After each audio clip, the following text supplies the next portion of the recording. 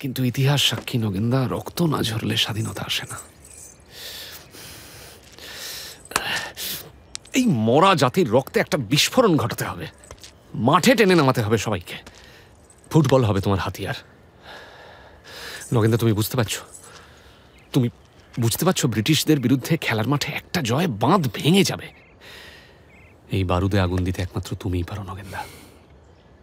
সে না হয় বুঝলাম, কিন্তু ভার্গব, পুলিশের চোখও তো বেশ তীক্ষ্ণ, সেদিকে খেয়াল আছে?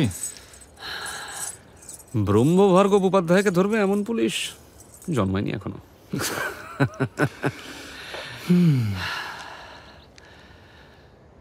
স্বপ্ন দেখো নগেন্দা, স্বপ্ন দেখাও আমাদের।